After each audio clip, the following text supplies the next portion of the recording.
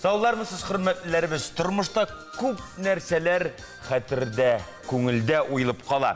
Балаша хатирәләре мәктәп еллары, беренче мәхәббәт ялкыны, уку йортлары, гаилә кору, барысы да хәтердә, барысы да кадерле вакыйгалар. Әлбәттә, без аларны һәр вакыт искә төшереп, яңартып торабыз, чөнки кешене хәтер яшәтә. Балачак бигрәк тә хәтердә уйлап кала. 6-7 яшеннән кеше хәрефләрне танып язырга өйрәнә һәм аларны бер кайчан да онытмый, һәр вакыт истә тота. Уй-хыялларыгыз кимемәсен, хәтер сандыгыгыз һәр вакыт тулып торсын. Без Алмаз Гәрәев, Зөлфия Шәмсуарова һәм Манзара Тапшырның иҗат төркеме бүгенге чыгарылышны хәтерегездә уйлап калырлык итеп эшләргә тырышыр. Кама елгасының иң бик ярында урнашкан Алабуга шәһәре турында моннан берничә гасыр элек бар дөньяга билгеле була. Сары ләлә чәчәгенең үзәгендә бәхет яши имеш. Тик аны күреп кенә булмый ди. Чөнки ләлә берничек тә ачылырга теләми икән. Гармунда уйныйм 5 яшьтә. Хәбәр юллап өлгердеңме әле? Беләсеңме, хатын кызның 18 ел гомере аш су тирәсендә уза икән. Хатын кызлар минем белән килешер, иң авыры нәрсә пешерәсен уйлап табу. Бөтенесенеке дә түгелдер инде, ләкин статистикага караганда күбесенеке шулайдыр. Нәрсә белән сыйласагыз да иң мөһиме менә күңел җылысын биреп, үз кулларыгыз белән пешерелгән булсын. Хәзер бит Азия тотындыгыз, сез полуфабрикат, катканны гына җибетәсез дә пешерәсез. Әле фантазияны эшкә җигеп уйлап карасак, әллә нинди тәмле ризыклар пешереп була. Мәсәлән, исемен генә игътибар белән тыңла. Аджахури. Итле бәрәңгеле грузин ризыгы.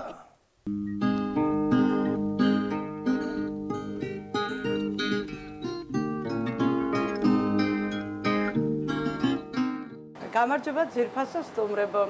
Сегодня мы будем готовить грузинское национальное блюдо аджахури.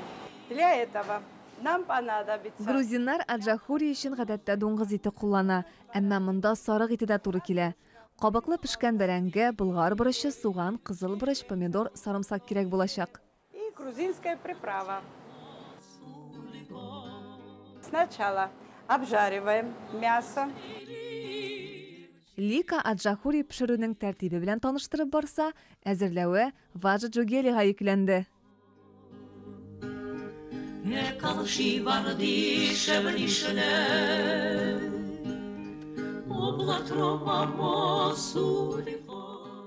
Теперь режем картошку дольками и обжариваем вместе с мясом.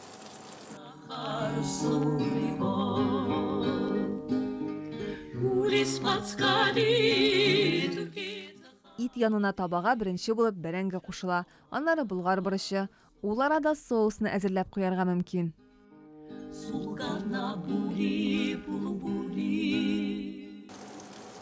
Аджика наша волшебная грузинская аджика.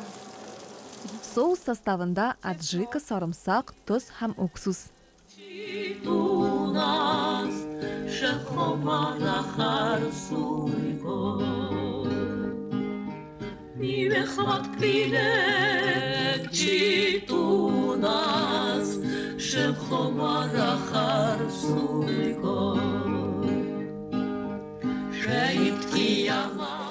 Теперь добавляем соус, который составлен нашими грузинскими специями.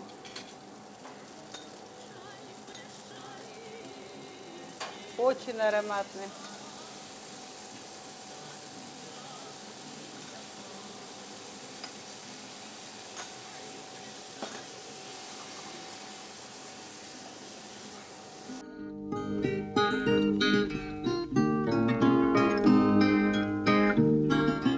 Теперь зелень.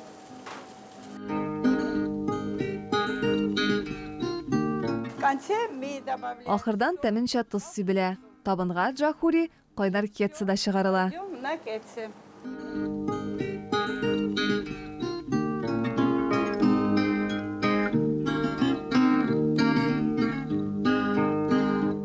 Вот наш ароматный аджахури готов. Приятного вам аппетита. Емриелат мииртит.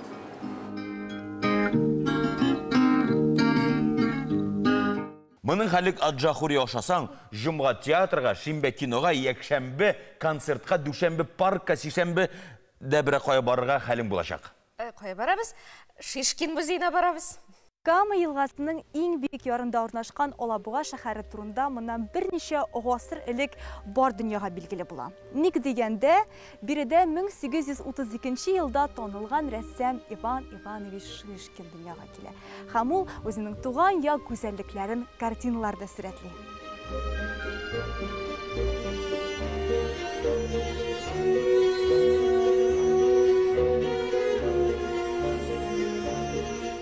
Бүгінгі көндә Алабуга шәһәрендә танылган пейзажистның истәлеген менә шушы йорт саклый. Ул музей функциясын үти. Кайчандыр биредә Иван Ивановичның гаиләсе яши, аның бала чагы нәкъ менә шушы йортта үтә.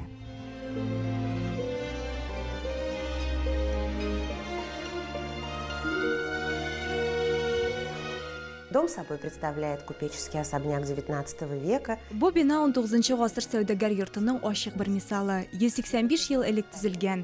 Бер гасыр дәвамында биредә бары тик Шишкиннар нәселенә яши. Узган гасырның 30-нчы елларында йортны дәүләткә тапшыралар. 40-нчы елдан алып йорт музей функциясын үти. Бүгенге көнгә кадәр мемориал статусын йөртә, чөнки биредә һәрбер экспонат оригиналь. Ортык әйбер юк, барысы да Иван Шишкинның үскән чагындагы кебек. Җиһаз, предмет, интерьер, тәрәз артындагы манзара гына икенче, заманча. Музейның беренче катында яктырту приборлары да тонык. Бу махсус керосин лампасы шәмнәр яктылыгын тудыру өчен эшләнелгән. Иван Ивановичның әтисе Иван Васильевич сәүдә эшеннән кала берничә мәртәбә шәһәр башлыгы була. Уллары эшен дәвам итәр дип өметләнә, әмма улы Николай музыкага, кечесе Иван сынлы сәнгатькә тартыла. Кунак бүлмәсендә Николай яратып уйнаган физгармониядә сакланган. Шишкиннар гаиләсенең нәфис затлары чигү, тегү эшенә оста булган. Алар 4 кыз: Александра, Анна, Екатерина, Елизавета кичләрен җыелышып, энәҗеп ярдәмендә иҗат иткәннәр.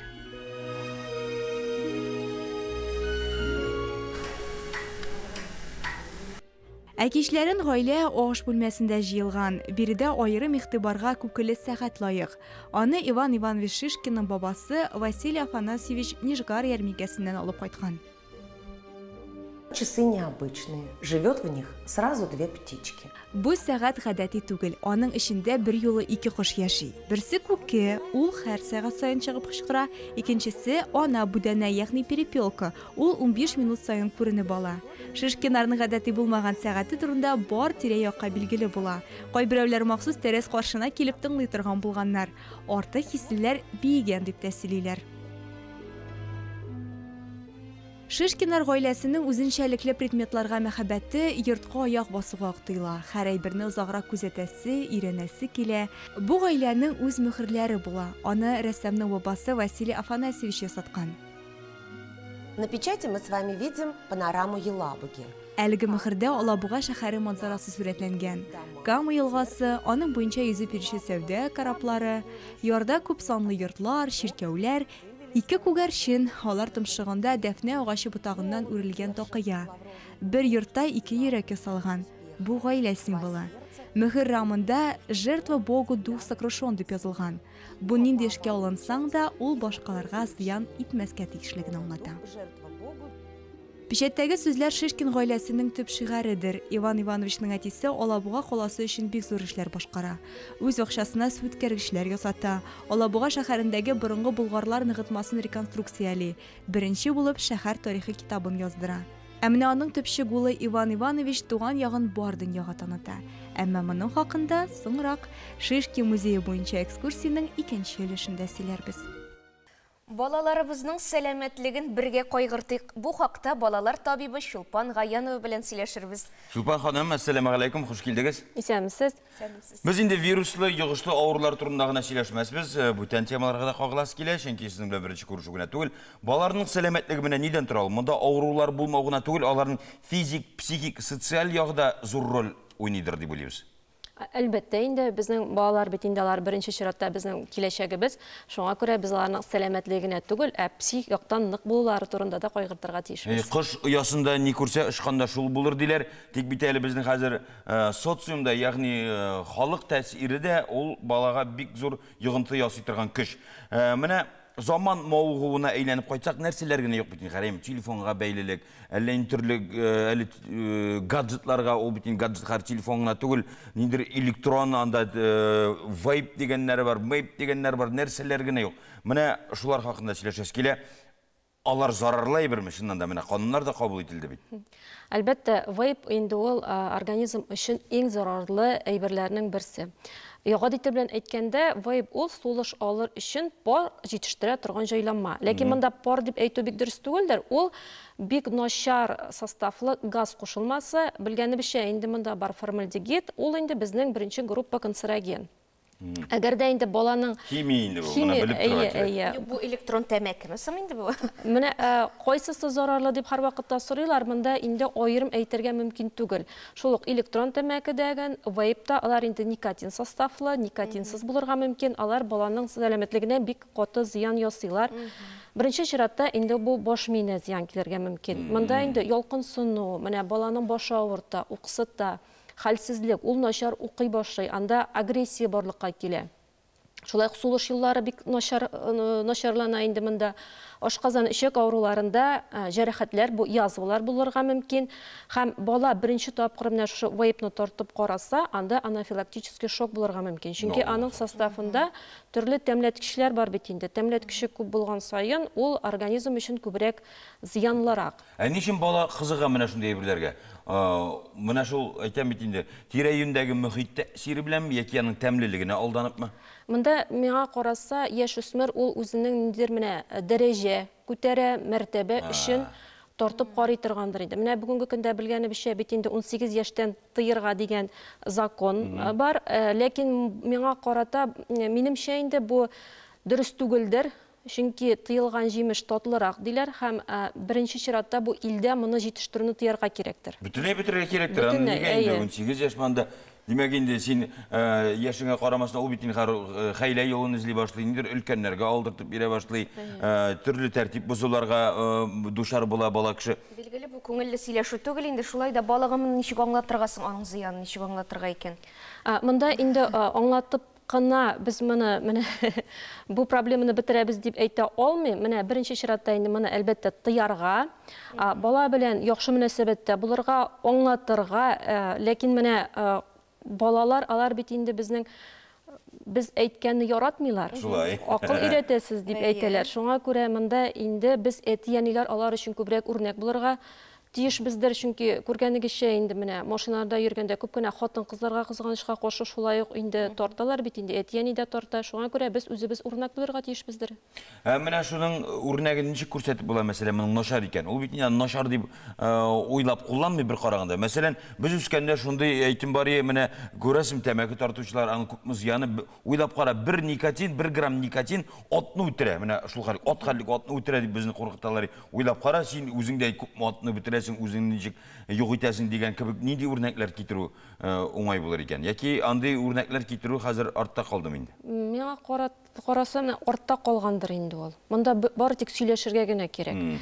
Яшүсмерләр бит әле алар шундый дәрәҗәдә яратмыйлар. Аңлатканны бик яратып бетермиләр бит. Үзләренә бикләнергә яратышалар. Заман балалар ышана иде, хәзерге балалар ышанмый да. Мәсәлән, менә кара газировканы эчмә дип әйтәсең, ул синең эшеңдә шул кара су булачак бит инде дип аңлатасың. Элекке заман балалар ышана иде, хәзер юк. Хәзерге менә бу вейп электрон сигаретларның бит инде ничек тартканнарын да белеп булмый. Без менә шулай ук инде мәктәптә укыганда балаларның бармаклары саргайса, тешләре саргайса, ул бит инде тәмәке тартасың дип әйтә торганнар иде. Хәзер бит инде андый күренешләр юк. Менә баланың бары тик менә тотышында ниндидер үзгәрешләр сизәз икән, монда инде бала белән сөйләшергә кирәк. Рәхмәт килгәнегез өчен, эшегездә уңышлар теләп калабыз. Рәхмәт өчен бик зур рәхмәт сезгә. Әйдә, мәхәббәт турында сөйләшәбез. Бәттәш, иртә тагында яки төнгә таба дип әйтте. Син нәрсә, хәзер үкме? Безне театрга булган шиксез мәхәббәт берләштерә. Театр нинди сихри, матур һәм катлаулы тормыш. Чынлап та тормыш. Анда бөтен нәрсә дә тормыштагы кебек жанлы. Көлдерә дә, елата да, уйландыра да, дәртләндерә дә. Әтнә Татар дәүләт драма театрында премьера. Ишетми, белми калмагыз.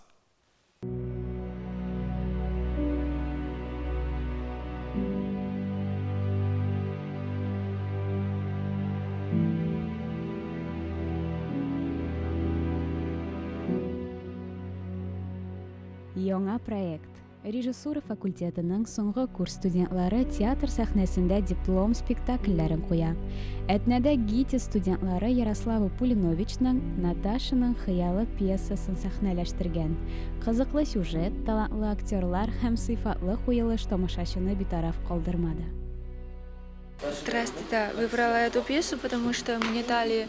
Миңа заманча рус пьеса сайларга кирәк дигән бурыч куйдылар. Минем башыма шунда ук әлеге пьеса килде. Минемчә, бу бик яхшы материал. Кызның язмышы бик катлаулы, әмма аның хыялы бар.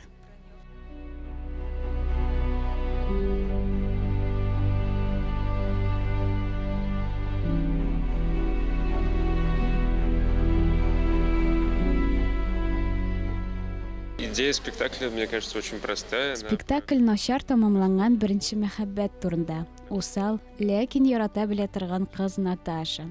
Сценография идеясы шунда ук уйлап табылды. Бу спектакль монолог. Аның белән ниндидер җылы хисләр тудырасы килде.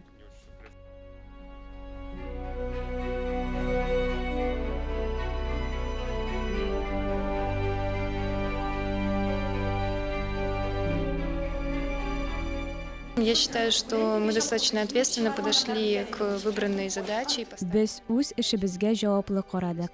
Әсәр балалар йортындагы кызлар турында. Без аларның эчке кичерешләрен пластика аша җиткерергә тырыштык. Әтнәдән Казаныбызга кайтыйк. Горький паркында йөргәндә кызык хәл булды. Эскәмия янына ник кош оясы элеп куйганнар икән дисәм, эчендә китаплар икән. Хәзер шәһәребезнең күпчелек паркларында шундый китаплы тартмалар бар. Безнең кебек хыялыйлар килә дә, бер-берсенә рәхәтләнеп шигырьләр укый ди. Бу бер караганда әйбәт бит инде. Кеше өчен китап, белем ул җим, азык кебек.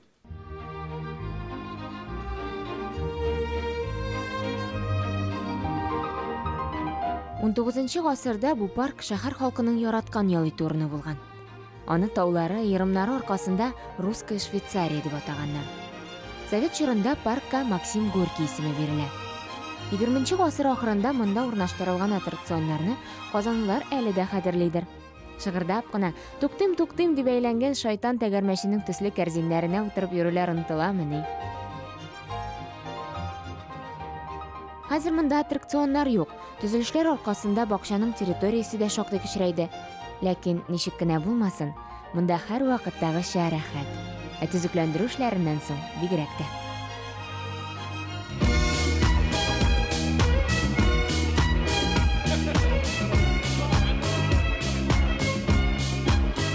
Җирдән бәреп чыккан музыкаль фонтаннар ылысын да кешесен дә битараф калдырмый. Парктагы үзгәрешләр рәтендә тренажерлар һәм балалар мәйданчыгы да бар.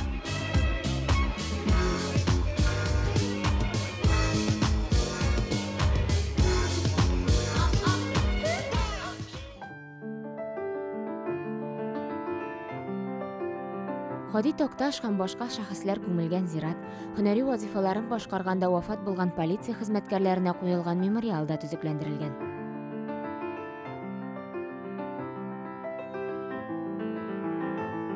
Монда килсәгез, тиеннәр сыйларга дип шикләвек алырга онытмагыз. Яңа эскәмияләргә утырып ял итегез.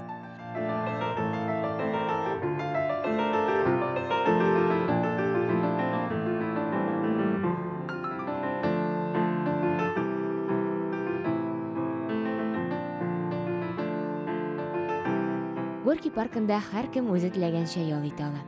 Теләсәң велосипедта йөр, теләсәң агач ятакка сузылып фонтаннар арасында шыр килгән балаларга карап ят. Теләсәң җир, агач исен сулап, парк аллеяларын бер әйләнеп чык. Монда уздырган вакыт өчен һич тә үкенмәссең.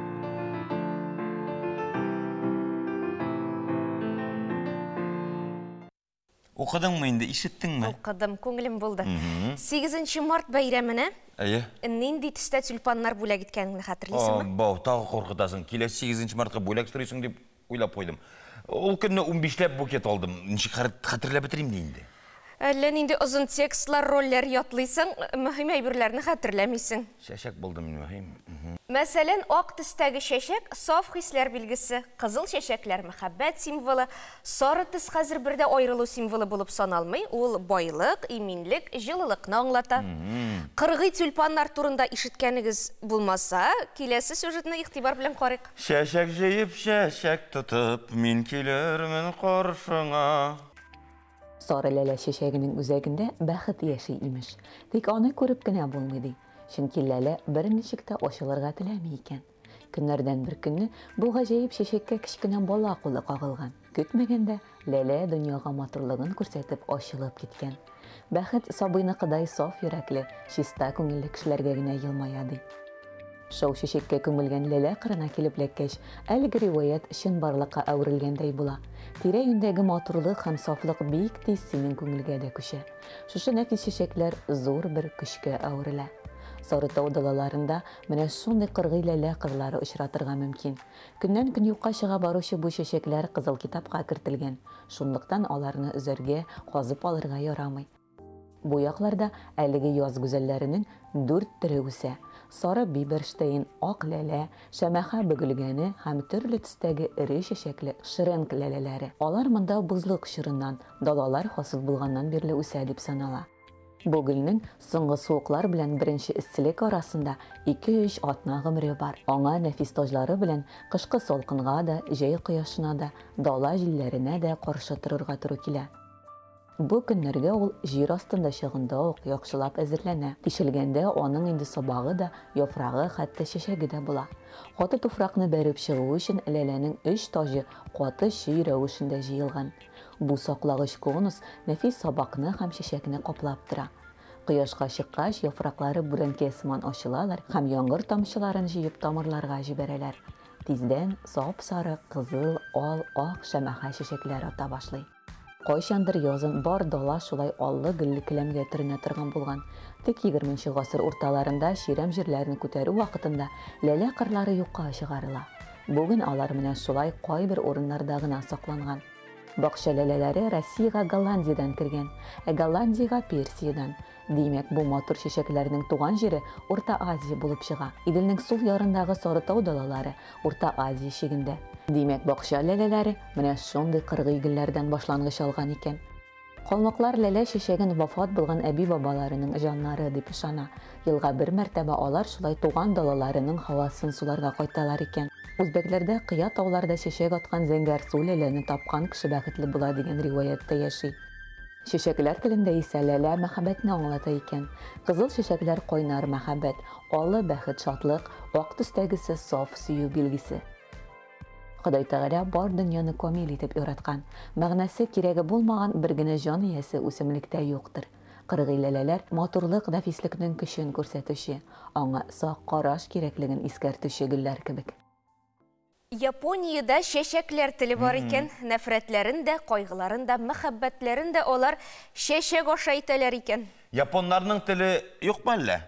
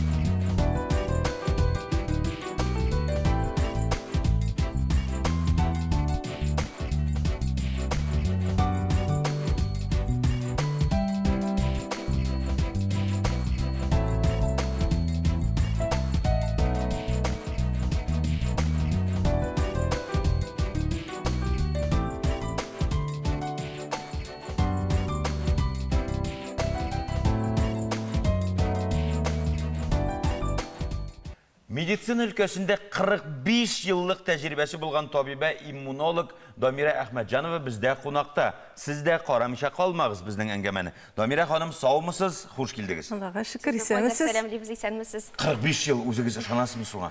Юк. Шулайдыр шул. Иммунитет, иммунолог булгач, иммунитет һәм иммунитетка тәэсир итүче вакыйгалар турында сөйләшербез. Хәзерге чорга кагылышлы әлбәттә. Хәзер менә кешенең нәрсәгә аллергия ишары, аның иммунитеты нәрсәгә ашык, нәрсәгә ул көчле, нәрсәгә ул көчсез. Ну, бүгенге көннәрдә безнең яз үзенең кышына керде. Хәзер бик күп итеп агачлар яфрак ярды, аның сиркәләре чыга башлады. Кемгәдер ул бик мөһим, бик матур, монсу вакытлар, кемгәдер менә күз яшьләре китерә торган авыру менән килеп чыга. Чәчәк атучыры ул аллергиялы кешеләргә бит инде уңай тәэсир итми, шулаймы?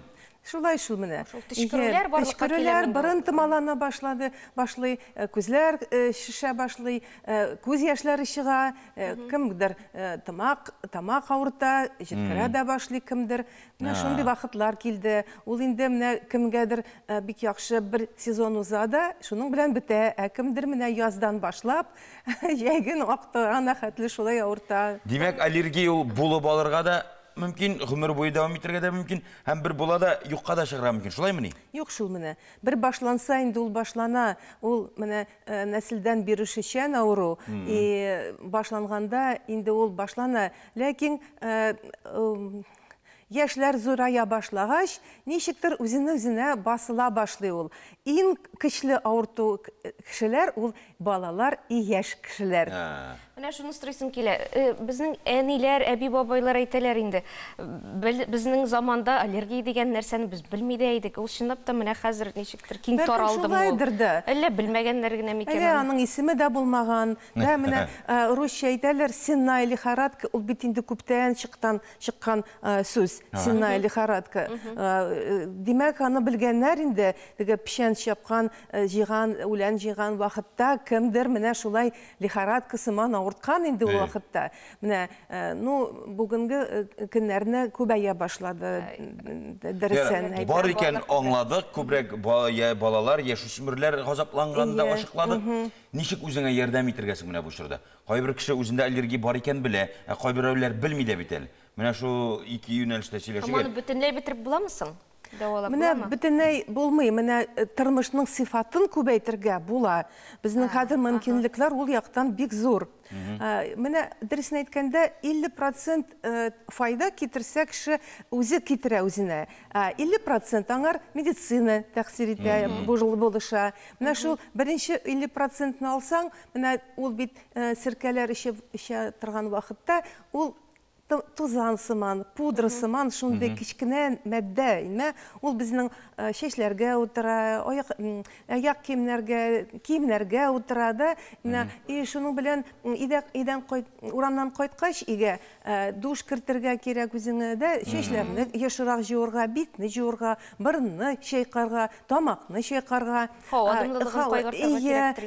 дымны җыештыру кирәк, көнгә 2 тапкыр менә ул азаплай. Но ул бит кыска вакытка гына.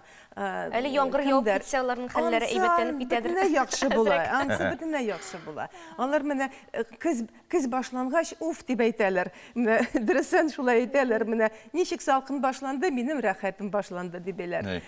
Икенче якта медицина 50% дидегез ансы. Менә медицина ягыннан безнең бер шундый волшебный дару бар, ул аллерген специфик иммун давалау дип атала. Аны бит ул үзен химический әйбер түгел, ул натураль әйбердән. Менә нинди кешенең үләнгә аллергия бар, шуны экстракт ясыйлар да, бик кичкенә дозалардан кыш буе кешегә бирәләр. Менә шундый бик кызык давалау ул.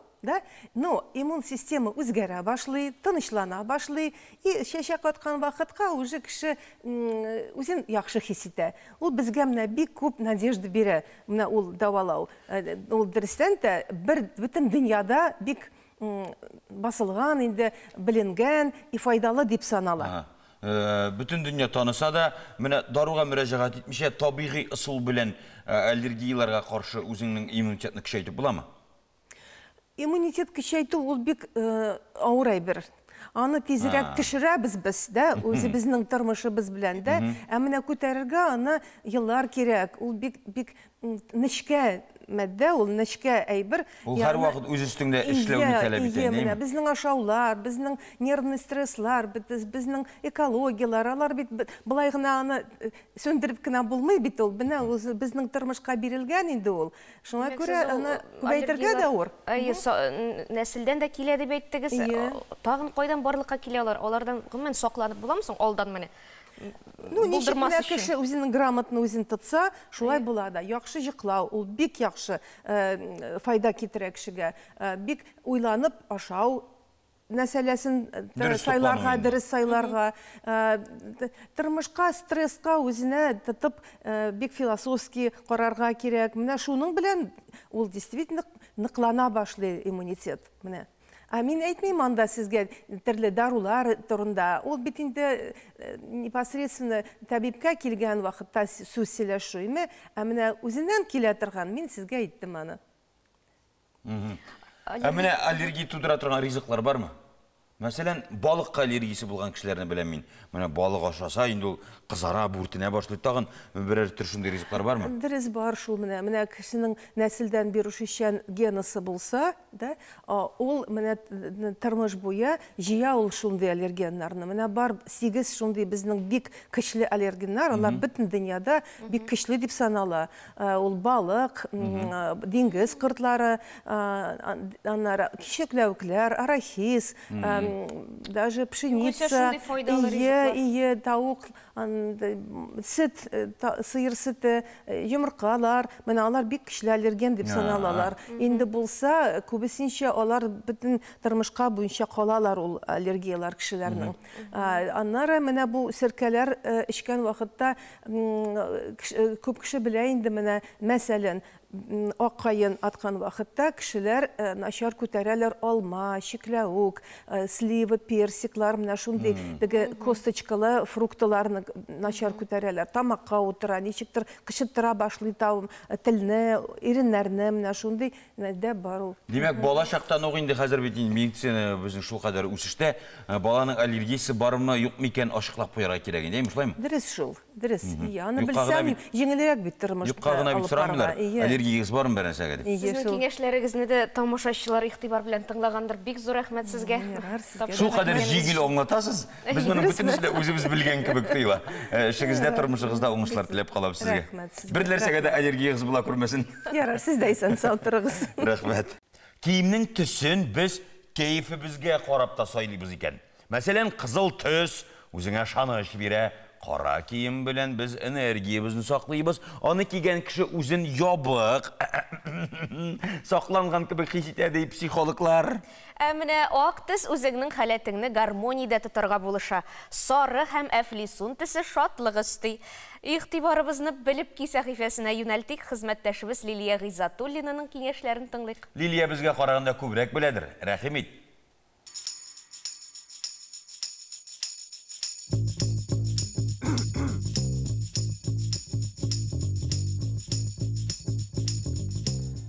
Исәнсез. Легендар джинс тукымадан тегелгән киемнәр төрле илләрдә яшәүчеләрне һәм барлык катламнарны берләштерә дисәң, ялгыш булмас. Ир-атлар, хатын-кызлар, балалар, өлкәннәр, яшьләр кемне генә алма, барысында гардеробында джинс кием бар. Һәм бүген мин дә сәхифәмне нәкъ менә джинсыга багышламакчы булам.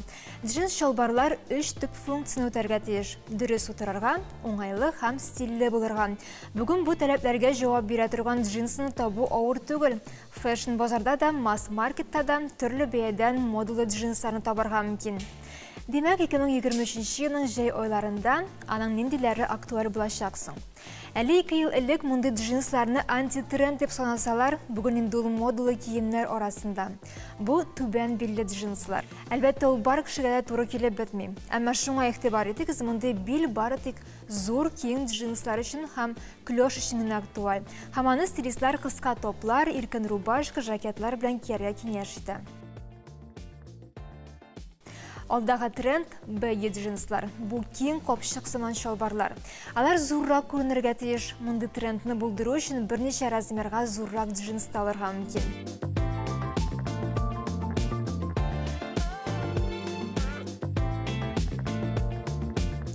Палацо джинслардан актуаллыгын юғалтмен. Бұл 90-ші жылдардан келген мода хамыл мінәйінді бірнеше ел подиумнан түшмен.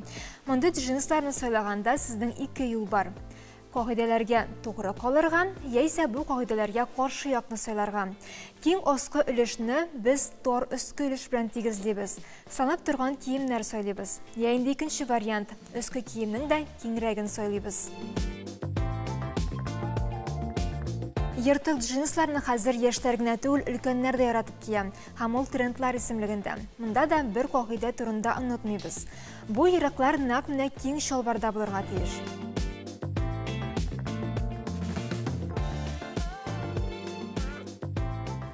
Шалбарларының болағын кесіп, біраз жіплерін шығарып қалдыру да модыдан. Бұл шалбарлар ағына түгіл, джинс курткаларға да қоғылы.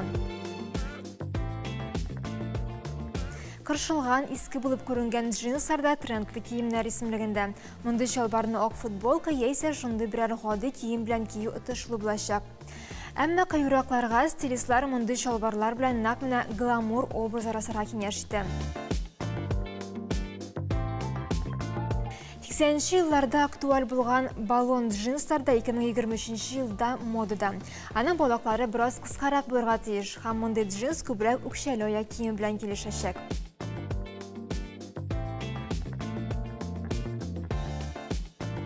70-ші жылларда модыда болған клеш бір қошанда модыдан шықмей. Біз аны енді классикаға кіртәбіз. Аның болақлары бұтыл үшінен де тізден де кеңейіп кетерге мүмкін. Үскі киімні хиппи стилінде сойларға мүмкін. Мәселен, принтлы ирод күлмәклері, шілтерлі блузка, кимоно.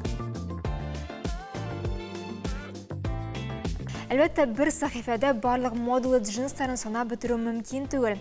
Ең мұхимі өзіңізге келішкенін сайлағыз. Сахифәні дизайнер Оскар де ла Рента сөзәрілбән түгәлім. Модул сыңғы тенденциялар бойынша киіне алу санғаты, әстел өзің болып қалу санғаты. Екі санғатыны бірлештіре алуғызын тілеп, мен сының білән сау бұлашам. Лилия рәхмәт, біліп тұрырбыз. Яңа ғасыр телеканалында Хәситә сериалын қараушылар бұл шаяруны яқшы хәтерлейдір. Иділ деген исем журнал плите бар. Иділ деген елға бар. Әйе.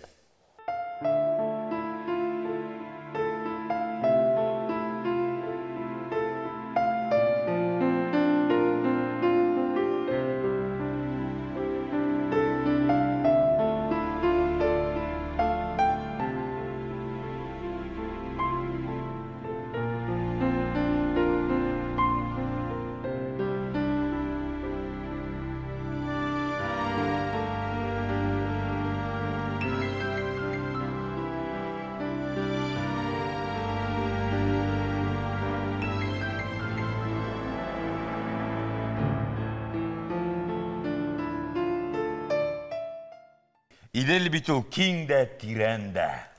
Бәйгеләрдә катнашучыларның хисләрен аңлау өчен гомердә бер тапкыр булса да тәвәккәлләп карарга кирәк. Фәлән катнашучы арасыннан нәкъ сине сайлап алсыннар өчен ни эшләргә? Таләпчән жюринең күңелен ничек иретергә? Тамашачы күңеленә хуш килердәй чыгыш ясап булырмы? Һәркем менә шундый дулкынландыргыч мизгелләрне татып карарга тиештер мөгаен. Бәйгеләрдә катнашу өчен үз халкыңны, милләтеңне, телеңне, гореф-гадәтләреңне яратырга һәм шуны башкаларга да күрсәтә белергә кирәк. Кыю адымнар бала чакта ук ясала. Татарстан мирасы 4-нче халыкара татар мәдәнияте, музыка һәм сәнгать бәйгесе нәрсәсе белән үзенчәлекле икәнен киләсе сюжетны карап белербез. Татарстан Республикасы Милли музейында Нәҗип Җиһанов исемендәге Татарстан мирасы дип аталган 4-нче халыкара татар мәдәнияте, музыка һәм сәнгать конкурсы лауреатлары концерты булды. Конкурста Татарстанның төрле почмакларыннан, Россия шәһәрләреннән, шулай ук башка илләрдән килгән 300дән артык музыкант катнашты. Конкурста катнашучылар төрле номинацияләрдә ярыштылар. Концертта Нәҗип Җиһанов, Рөстәм Яхин, Салих Сайдашев, Илмир Низамов әсәрләре яңгырады.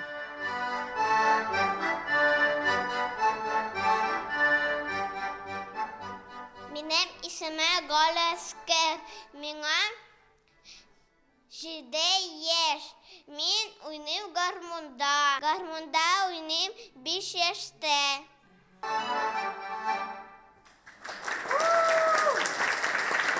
Татарстан Республикасының Хайрия фонды барсам да, һәр ел сайын Халыкара музыка һәм сәнгатькә багышлап конкурслар оештыра. Бу елны инде без именно әйтәскилә конкурслар именно Назип Гаязжиганга багышлап. Бу елны инде без уңышлы гына Аллаһка шөкер 4 конкурсны үткәрдек.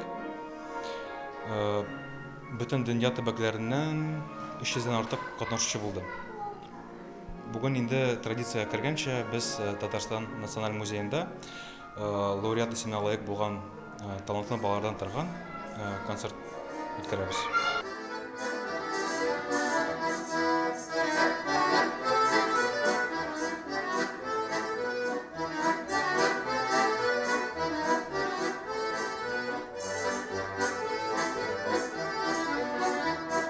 Элек эшләгән туку фабрикалары, арматура заводы, тегү фабрикасы турында заман кешеләре хәтерләмәскә дә, белмәскә дә мөмкин. Ә бит алар барысы да шәһәр үсешенә мөһим өлеш кертте. Аның сәнәгатен һәм икътисадын үстерде. Алексеевск районының нәфис әйберләр туку фабрикасы менә инде 100 елга якын эшли. Аның турында мөмкин кадәр күбрәк кеше белсен иде. Халкыбызның гореф-гадәтләрен саклап калуда битараф булмыйк. Жеп-жепкә, әмінә туку станокларында ул күбрәк агач ракетаны хәтерләтә. Бу очкыч галәмгә юнәлтелмәгән ул җеп юлларын атлатып, бер-бер артлы яңа чәнченнәр тудыра. Шул рәвешле тукыма пәйда була. Это набой. На набой навивается основа. Вот идет основа. Алексеевский туку фабрикасы хезмәткәре Елена Егорова сүзләренчә, бу бик җиңел процесс. Ханым заводта 30 ел хезмәт куя. Оешма тарихының 3тән 1 өлеше бу. Шуңа күрә тукучының осталыгында шик юк. Түзмәдек, безне дә өйрәтүен сорадык. Вот вы отодвигаете и сразу удар. Давайте. Я не испортила? Нет. Беренче кыймак түйірле булган кебек, тәүге омтылышыбыз уңышлы чыкмады. Туку станогында эшләү өчен зур көч, түземлек һәм әлбәттә туку буенча белем кирәк. Соңгысы бездә юк, шуңа да оста җайлырак усулны күрсәтте.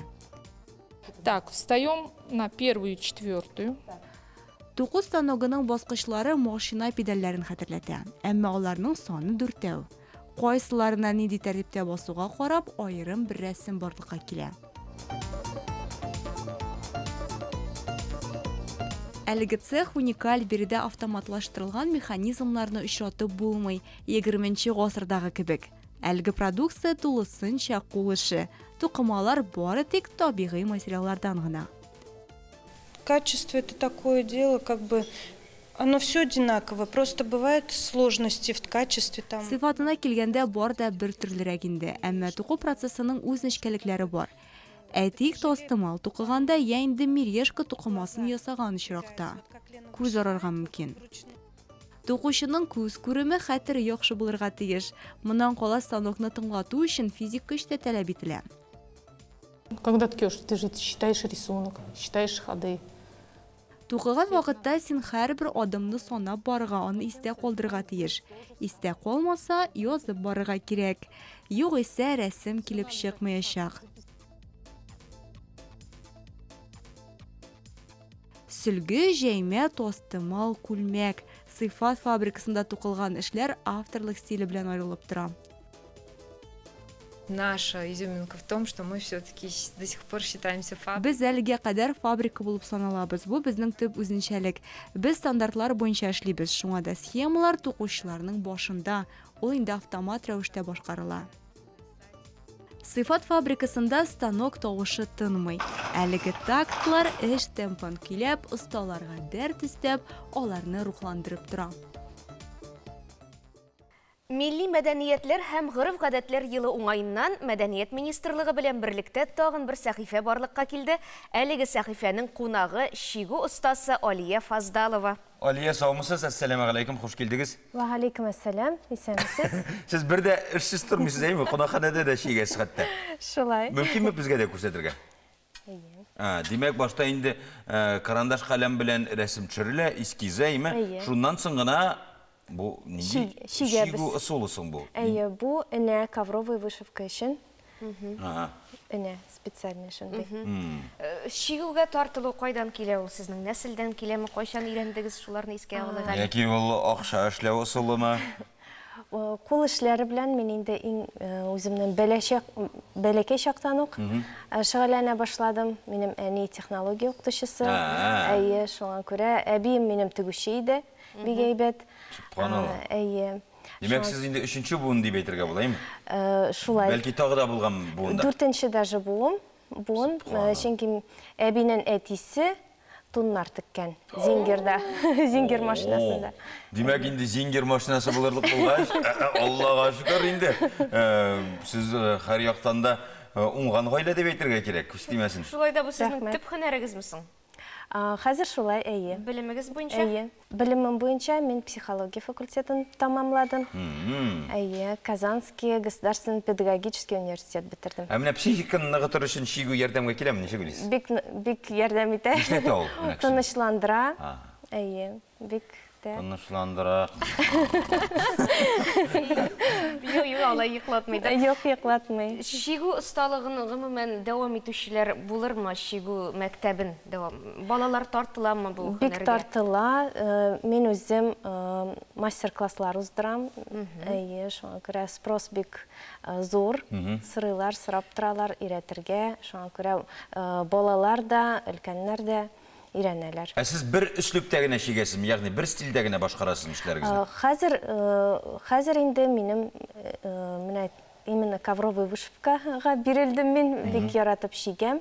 Менә инде карта Арского района шиктек бит, анда инде вышивка гладью һәм тамбурда булырга тиеш дип әйттеләр. Шуңа күрә эш техниканы да кулландым. Чөнки анда тасвирларга кирәк инде, сулыкларны, урман кырларны, басуларны, шуңа төрле төстә, төрле эшлептә кирәктер. Әйе, аннары инде ул техникалар булай гына сойланмаган. Аны инде менә безнең Орчадагы музей экспонатларын, образецларын карап, нинди вышивка, ничек шиккәннәр элек, нинди вышивка булган, шундый образецларны карап, инде әйттеләр, нинди техника булырга тиеш. Орша дип шул хәлек сукланып, горурланып әйтәсез, димәк сезнең нәсел җебе Орша районына барып тоташам әле? Әни ягыннан, әйе, Орша ягында, мин Орша кызы, әти ягы ансы Сарман якларында. Шулай да үзегезне ничек камилләштерәсез? Ниндидер уку әсбаплары бармы? Бәлки менә кемдер кызыксыныр, кемнеңдер шөгыльләнәсе килер әлеге. Яки үзлегегез белән генә өйрәнәсезме барсында? Кайдан өйрәнергә була? Хәзер инде интернет челтәрендә барсында табып була. Мине дә тапсагыз була, өйрәтәм. Рәхмәт. Әйе, так что китаплар да бар инде, ковровый вышивка буенча. Бу сезнең янда 2000-дәр монсы шулай ук бу келәм шигү ысулы белән шигелгән. Әйе, келәм шигү ысулы белән шигелгән. Менә бу минем заказ. Бу Европага китәчәк, ала берсә. Европага хәтта. Әйе. Ул шуңа милли бизәкләр белән баетылгандыр инде. Әйе, бу безнең милләттәшебез, ул Европада яши. Ул инде шулай үзен сагынып дип уйлыйм инде. Шундый именно милли бизәкләр белән эшләнгән мендәрләрне заказ бирде. Алия, беренче эшегезне хәтерлисезме? Һәм кайда ул? Ничек? Әйе, беренче эшем ул минем мендәр иде. Үземнең өйдә һаманда тора, креслода мотор булып, безне шулай шатландыра. Менә әңгәмә башында без каян килгән бу осталык, әлеге эшкә мәхәббәт дип сорадык, шулай бит. Сез инде әнидән технология укытучысы дидегез, әнинә бит. Аннары әнинең әнисе дә шиккән дидегез, аннары аның 4-нче буынга хәлик төштегәйме? Сезнең эшне дәвам итү бармы? Ну, балаларыма өйрәтәм мин, әйе, кызларым үсә. Что? Алар кызыксынып башкарамы бу эшне? Иң бәләкәе кызыксына, әле аңа 3 яшь булса гына да, уже әйе, беренче адымнар ясый. Афәрин, сезгә моннан башка бүтән сүз юк, чөнки үз нәселен дә белә, нәсел кәсебе, нәсел һөнәре бүгендә дәвам итә, һәм сез моны үз балаларыгызга да тапшырасыз. Бу зур горурлык һәм сөйнеш уята торган. Гомумән, гореф-гадәтләрне дәвам итүегез өчен бик зур рәхмәт әйтәсе килә сезгә. Рәхмәт, үзегезгә рәхмәт. Әле дә ярый хәтер бар. Ул безне кирәк булган сайын үткәннәргә алып кайта һәм кайчандыр кичергән хисләребезне яңарта. Тик мәзәктәге күп булмасын. Хәтерне яхшырта торган дару эчә башладым, тик эшәргә генә онытам. Яңа гасыр телеканалының тарихында калган зур вакыйгаларны бергәләп барлыйк. 20 ел ТНВ каналы эфирда. 20 ел біз Татарстандағы барлық вақиғаларны яқтыртып барабыз. 2012 елның 2 майында Кәрим Тинчурин исемендәге театрда Мөхәммәд Мәһдиевнең «Біз 41 ел балалары» повести буенча спектакль премьерасы булып үтте. Онда Бөек Ватан сугышы елларында педагогия училищесі студентларының тормышы тасвирлана. 2020 елның бу көннәрендә Татарстанда Хәтер бакчасы дигән халыкара акция үткәрелде. Ул җиңүнең 75 еллыгына багышланган иде. Республикабыз җирлегендә 350 меңнән артык үсенте утыртылды. 2 елдан Казанда Рамазан Фест гаилә фестивале үткәрелде.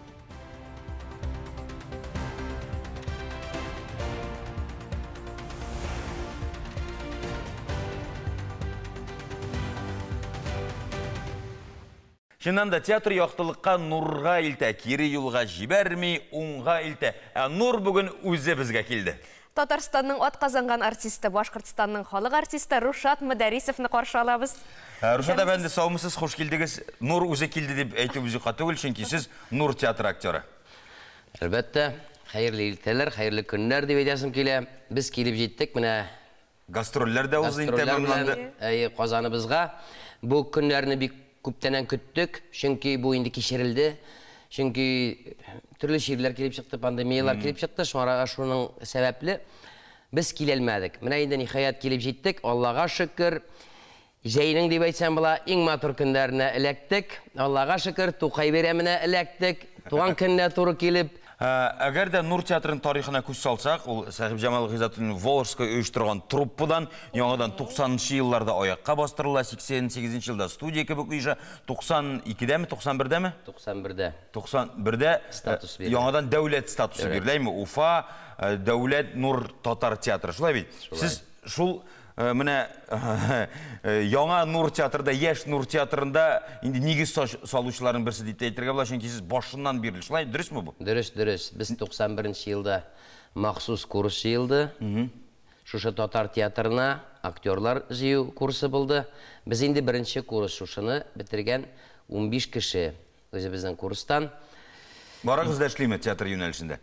Бүгін күндә күбесе дип әйтергә була, эшлиләр, Аллага шөкер, ул инде кем кайда гына булмасын, берсе дә югалмады, Аллага шөкер, сәнгать юлынан баралар барса да. Шул уку елларында искә төшерик әле. Күңелегездә, хәтерегездә ничек уйлап калды ул уку еллары? Беренче роль хәтердәме? Беренче роль гына түгел, монда беренче Казанга килү бездә истә калды. Чөнки без икенче курста безне бөтен курсыбызны БГПлар барыбызны җыеп теплоход белән Казанга алып килделәр. Ул шакларда инде матур шак, яшь шак дип әйтте.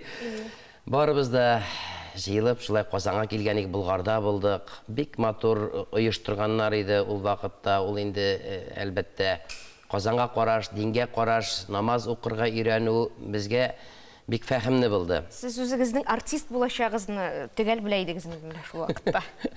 Кем белсен инде, Ходай белгән, Ходай йөртә бит безне барыбызны да. Шуңа күрә инде ул яшь чакта төрлечә уйлыйсың инде, әллә бүгенгә генә дип, әллә иртәгә генә дип.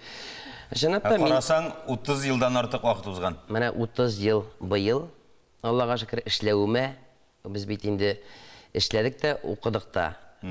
Чөнки актерлар җитешмәйде, татар телендә уйнаган артистлар җитешмәйде. Ул инде күп театрлардан безнең килделәр.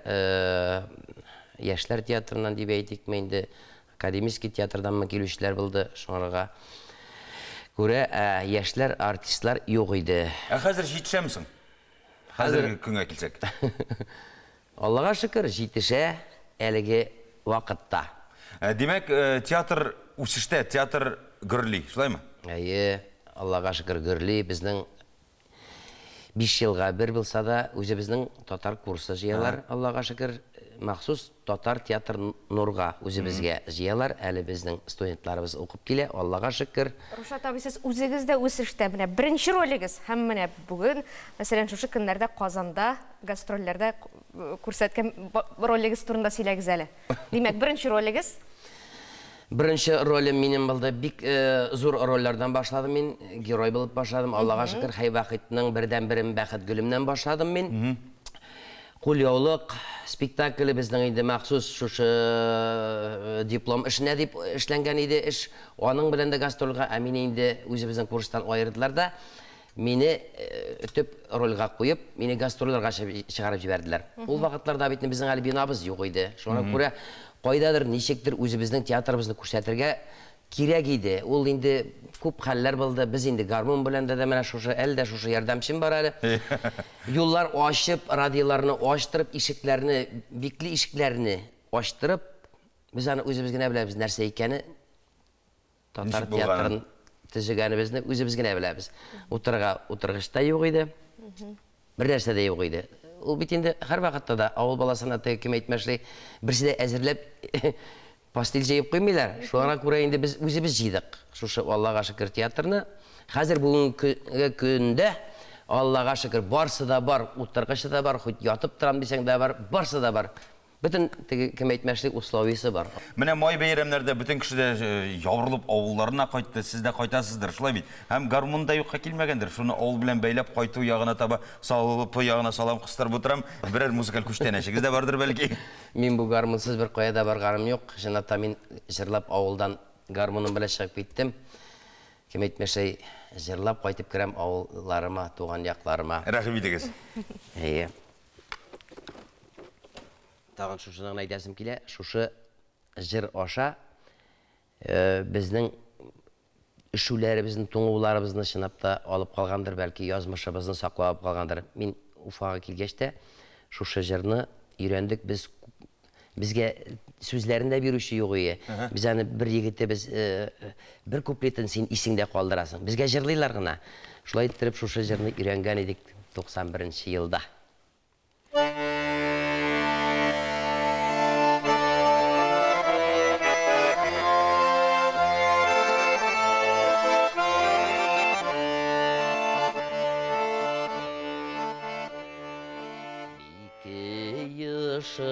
Koyutamı tuğan yoklarıma, qarı buranın hatta sağınıp, yola düşmese xiyalımda koyutamı bulutlarga sarılıp, tuğan avılım seni sağınıp, yola düşmese xiyalımda koyutamı bulutlarga sarılıp, tuğan avılım seni sağınıp.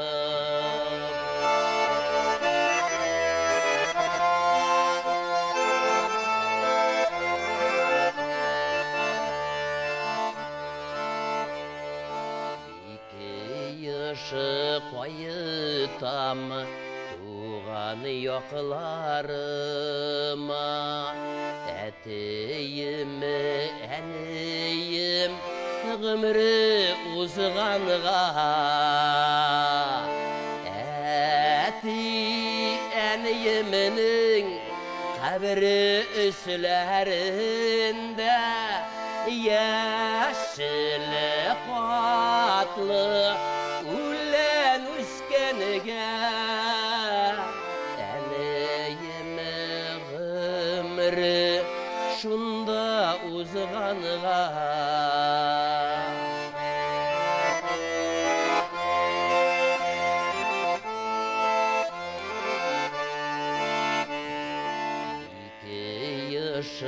Koyutamı tuğan yoklarıma, qarı buranın hatta sağınıp, yola düşmese xiyalımda koyutamı bulutlarga sarılıp tuğanı yağım seni sağınıp tuğanı avalım seni sağınıp güreşi külen sizini sağınıp. Әфәрин, шын барлыққа туры келе тұрған сөзлер, күйі де көңілге ятышлы. Шыннан да біз барыбызда туған яғыбызны, туған ауылыбызны үзіліп сағынабыз, һәм аннан башқа яшай алмайбыз. Рәхмәт, Рушат әфәнде. Саубулашыр алдынан тағы бір сұрау. Камал театрында эшләүче Алина Мөдәрисова сезнең фамилиядәшегез генәме ул? Сез андый артистны беләсезме? Һәм сез 4 бала әтисе, ничек менә шул 4 баланы артист буларак тәрбияләп бетереп була? Хөрмәтле тамашачылар, әлеге сорауларга җавапны сез әлбәттә ТНВ телеканалының социаль шилтәрендә таба алачаксыз. Балаларыбызның сәламәтлеген бергә кайгыртыйк. Бу хакта балалар табибы Шулпан Гаянова белән сөйләшербез. Шулпан ханым, ассаламу алейкум, хуш килдегез. Исәнмесез? Біз инде вируслы, йогышлы авырулар турында гына сөйләшмәсбез. Бүтән темаларга да кагыласы килә, чөнки сезнең белән беренче күрешү генә түгел. Балаларның сәламәтлеге менә нидән тора ул? Монда авырулар булмау гына түгел, аларның физик, психик, социаль ягда зур роль уйныйдыр дип уйлыйбыз. Әлбәттә, инде безнең балалар бит инде алар беренче чиратта безнең киләчәгебез. Шуңа күрә без аларның сәламәтлегенә түгел, психик яктан нык булулары турында да кайгыртырга тиешбез. Кыш оясында ни күрсә, ышканда шул булыр диләр. Тик бит әле безнең хәзер социумда, ягъни халык тәэсире дә ул балага бик зур йогынты ясый торган көч. Менә zaman mavğuuna eğlenip koysak нәрселер генә юк бит. Карайм, телефонга бәйлелек, әллә төрле гаджетларга, ул бит гаджетлар телефонына түгел, ниндер электрон анда vape дигәннәр бар, vape дигәннәр бар, нәрселер генә юк. Менә шулар хакында сөйләшәс килә.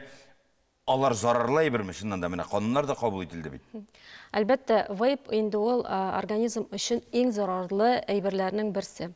Гадәттә белән әйткәндә, vape ул сулыш алыр өчен пар җитештерә торган җайланма. Ләкин монда пар дип әйтү бик дөрес түгелдер. Ул бик начар составлы газ кушылмасы. Белгәнебезчә, инде монда бар формальдегид, ул инде безнең беренче группа канцероген. Әгәр дә инде баланың химия инде бу, моны белеп торырга кирәк. Бу электрон тәмәкеме соң инде бу? Менә кайсысы зарарлы дип һәр вакытта сорыйлар, монда инде аерым әйтергә мөмкин түгел. Шул ук электрон тәмәкедәгән vape-та алар инде никотин составлы, никотинсыз булырга мөмкин, алар баланың сәламәтлегенә бик каты зыян ясыйлар. Беренче чиратта инде бу баш миенә зыян килергә мөмкин. Монда инде ялкынсыну, менә баланың башы авырта, уксыта, хәлсезлек, ул начар укый башлый, анда агрессия барлыкка килә. Шулай сулыш юллары бик начарлана инде монда. Ашказан ишек авыруларында җәрәхәтләр, бу язулар булырга мөмкин. Һәм бала беренче тапкыр менә шу vape-ны тартып караса, анда анафилактический шок булырга мөмкин. Чөнки аның составында төрле тәмләткечләр бар бит инде. Тәмләткече күп булган саен, ул организм өчен күбрәк зыянлырак. Ничек бала кызыга менә шундый әйберләргә? Менә шул әйтәм бит инде, тирә-юньдәге мөхит тәэсире белән яки аның тәмлелегенә алданыпмы? Монда миңа караса, яшь үсмер ул үзенең ниндидер менә дәрәҗә, күтәрә, мәртәбә өчен тартып карый торгандыр инде. Менә бүгенге көндә белгәнебезчә бит инде 18 яшьтән тыерга дигән закон бар, ләкин миңа карата, минемчә инде бу дөрес түгелдер. Чөнки тыелган җимеш татлырак диләр һәм беренче чиратта бу илдә моны җитештерүне тыярга кирәктер. Бөтенләй бетерергә кирәктер. Нигә инде 18 яшь манда? Димәк инде син яшеңә карамасына ул бит хәйлә юлын эзли башлый, инде өлкәннәргә алдыртып бирә башлый, төрле тәртип бозуларга душар була бала кеше. Билгеле, бу күңелле сөйләшү түгел инде, шулай да балыгымны ничек аңлатырга соң, аның зыянын ничек аңлатырга икән? Монда инде аңлатып кына без менә бу проблеманы бетерәбез дип әйтә алмыйм. Менә беренче чиратта инде моны әлбәттә тыярга, бала белән яхшы мөнәсәбәттә булырга, аңлатырга. Рәхмәт килгәнегез өчен, эшегездә уңышлар теләп калабыз. Бик зур рәхмәт. Сәләтле буын үсеп килүе шатландыра. Нинди генә түгәрәкләргә йөрмиләр, укыйлар, шигәләр, бийләр, йөзәләр, моңа өстәп җырлыйлар да. Өлгерсеннәр генә, файдасы гына булсын. Кечкенә йолдызлардан манзара тамашачыларына бүләк, дуслар күп булсын җыры. Башкара Казан балалар филармониясе ансамбле.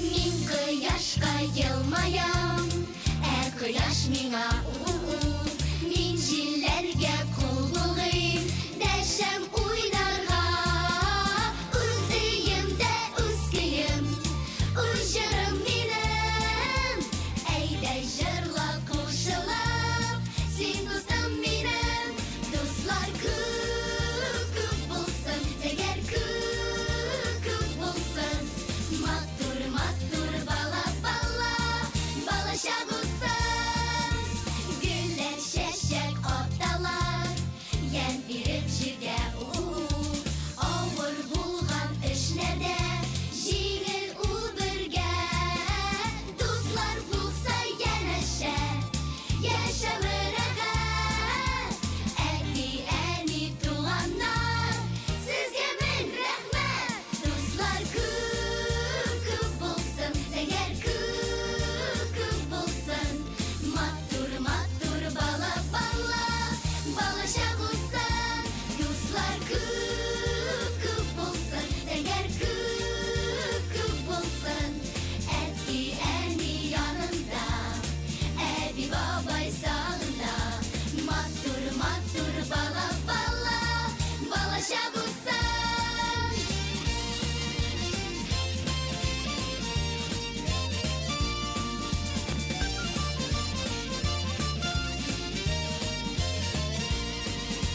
дуслар күп булсын зәгәр күп булсын әти әни янында әби бабай сагында матур матур бала балачак булсын дуслар күп булсын зәгәр күп булсын матур матур бала балачак булсын дуслар күп булсын зәгәр күп булсын әти әни янында әби бабай сагында матур матур бала балачак булсын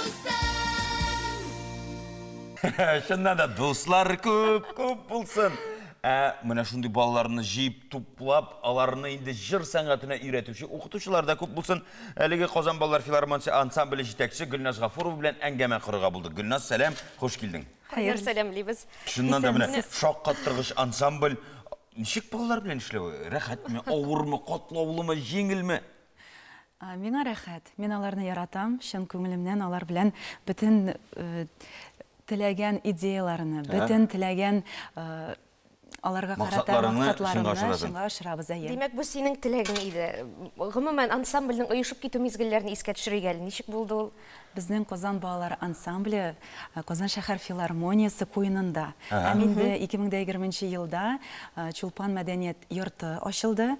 Менә шунда инде без балалар ансамблен, балалар филармониясын ачып җибәрдек. Димәк, базы шунда тупланган. Шул мәдәният йортына балалар киләләр, укыйлар, һәм мәдәни чараларында күреп үсәләр дигән сүз бит. Әлбәттә, төрле чараларда, концертларда, чыгышлар ясыйлар, спектакльләрдә катнашалар, оркестр белән җырлыйлар. Һәм инде аларны кастинглар үткәрдегез. Менә бу сорауны тагы да катлауландырыйк әле. Чыннан да әти-әниләр мәҗбүр итеп китерәме, яки балалар үзләре теләп йөриме? Балалар үзләре йөри дип уйлыйм. Чөнки әти-әниләр әйтә, Гөлназ җәмилем дәрес буламы бүген? Әйтәм, була. Булмаса дисәм, инде балалар шылтырата башлый. Гөлназ җәмилем дәресме ул? Ничек шулай? Минем киләсем килә дип алар миңа мөрәҗәгать итәләр. Менә безнең ансамбльгә килгәндә, анда үзенчәлекле безнең ансамбль, анда безнең төрле уен, халык уен коралларында уйныйлар. Биләр, җырлыйлар. Аерым безнең хореограф бар, аерым безнең укытучы вокал дәресләрен алып баручы, мин үзем алып барам. Һәм инде аерым хореография дәресләрен, инструменталь дәресләрен алып баручы. Без хәзер вокал юнәлешендә шөгыльләнүче балаларның чыгышын гына күрдек, шулаймы? Беләсезме, безнең ансамбльгә килгәндә 30-дан артык бала.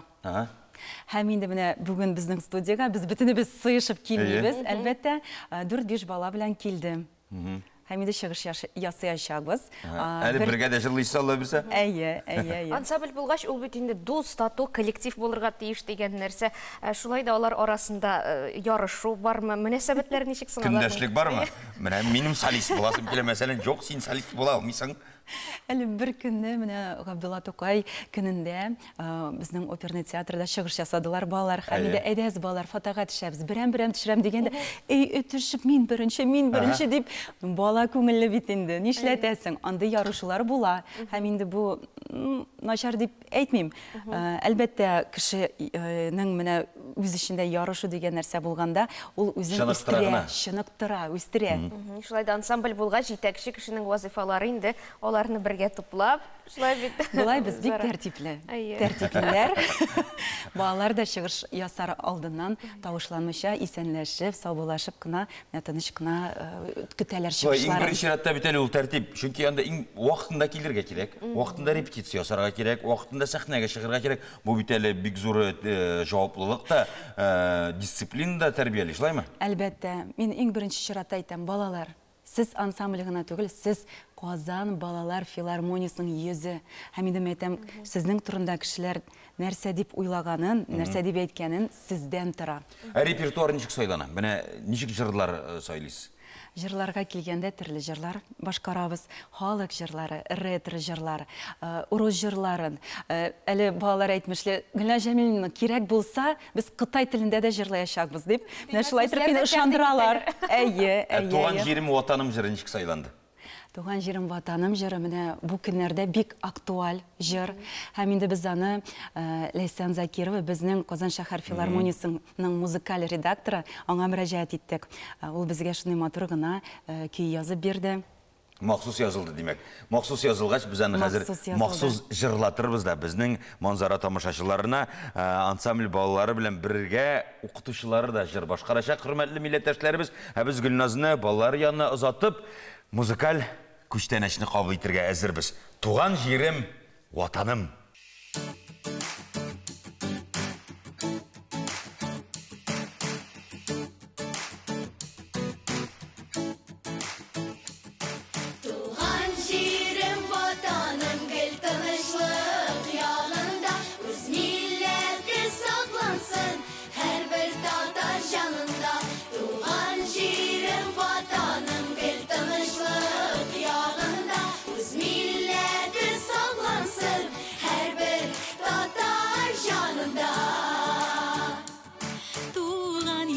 Yakınıdır jirde her kümge Tuğan teli azizdir her bir küngülge Kıbrıslı tarihli Tatarstanım Bulgar ile devamı minem vatanım Kıbrıslı tarihli Tatarstanım Bulgar ile devamı minem vatanım